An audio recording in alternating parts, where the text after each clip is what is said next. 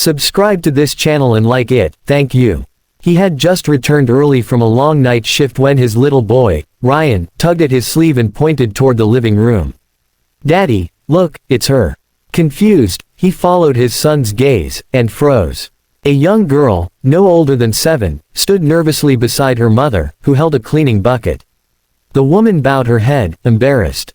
"I'm sorry, sir, my babysitter canceled, and I had no choice but to bring her along." Her voice trembled. The little girl clutched her mother's shirt tightly, trying to make herself invisible. The father felt a wave of surprise mixed with concern as he realized how heavy her mother's burden must be. The boy ran toward the young girl with innocent excitement, unaware of the tension between the adults. "Hi, I'm Ryan. What's your name?" The girl whispered, "Aisha," her eyes wide, unsure whether she was allowed to speak. Her mother immediately pulled her closer. "Don't disturb, sir. Stand quietly." The father noticed how the little girl's eyes kept darting around, curiosity battling fear. He knelt down gently. "You can talk here. It's okay." Aisha looked at him with disbelief, as if adults rarely spoke to her kindly. Something in her hesitant smile tugged at his heart. The mother rushed to the kitchen to begin her work, scrubbing the counters with unusual panic, as though afraid of being judged for her child's presence. The father watched silently, noticing the exhaustion on her face. She had always been quiet, punctual, hardworking, but today, her shoulders looked heavier than ever. He glanced back at Aisha, who stood awkwardly near the door. Ryan brought her toys, setting them carefully in front of her. "You can play with me," he said. The girl looked at her mother, then at the father, asking silently for permission. "All children should play," he said warmly. That single reassurance seemed to melt the tension. Aisha slowly sat down, picking up a small toy car. Ryan beamed. "Daddy, she likes cars just like me," he shouted happily. The father chuckled, amazed at how quickly children connected when given just a sliver of freedom. Meanwhile, he heard the mother scrubbing harder in the kitchen, as though trying to make up for the trouble her daughter caused. The sound was filled with guilt. He walked closer and said softly, "She's fine." "Really?" The woman paused mid-scrub, her hands trembling.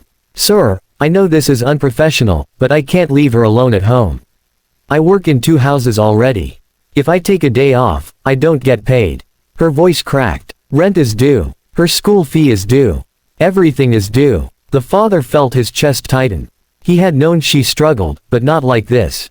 She kept talking, perhaps embarrassed by her own honesty.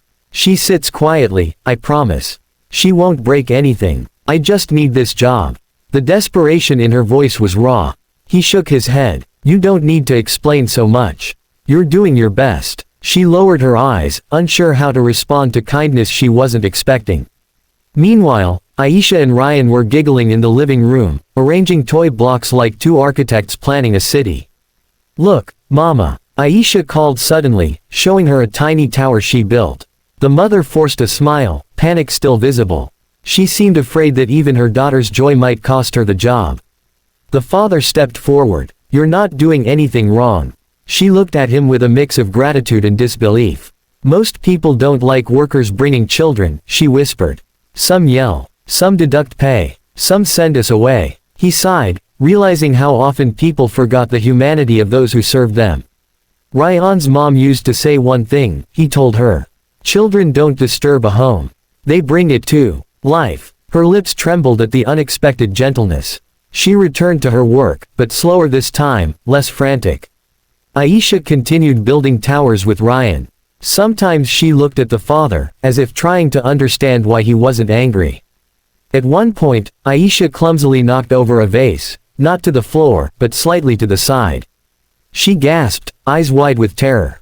"I didn't break it," she cried. Her mother dropped her mop and rushed forward, panic erupting instantly. "I'm sorry, sir. Please, she didn't mean." "It's okay," he said immediately, kneeling to Aisha's level.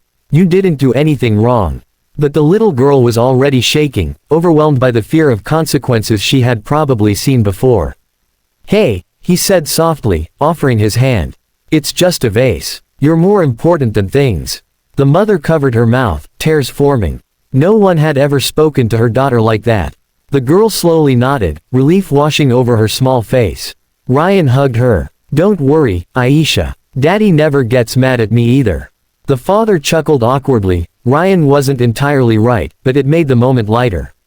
Aisha wiped her eyes and whispered, "You're lucky." Ryan replied instantly, "You can be lucky too. We can all play together." The father watched them with a warmth that surprised even him. Moments like these reminded him of the simple purity children carried, the purity adults often lost along the way. As the mother mopped the hallway, she peeked at the children again and again, as if seeing her daughter laugh was a luxury she hadn't been allowed in a long time. Finally, she whispered, "Thank you, sir, for letting her stay."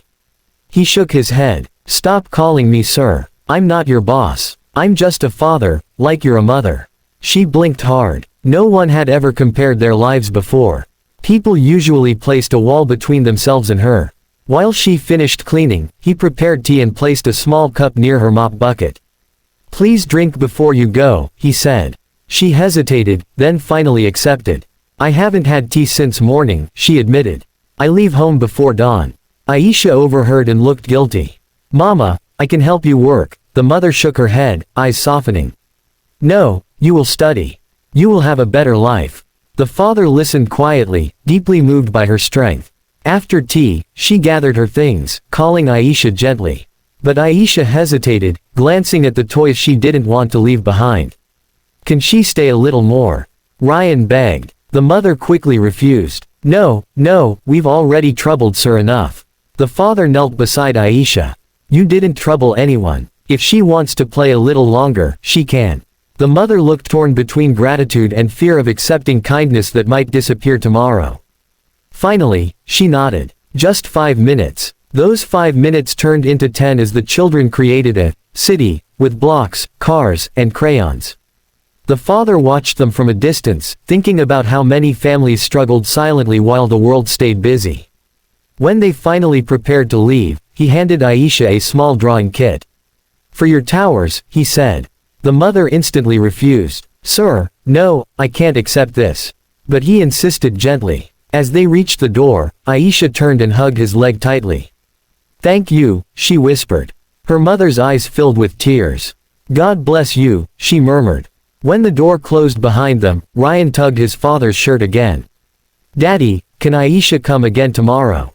The father smiled softly, realizing how a simple act of kindness had filled their home with new light. "Yes, my son," he whispered. "She can come anytime." And in that moment, he knew, kindness didn't cost anything, but it changed everything. Please tell me how you liked the story in the comments. Thank you.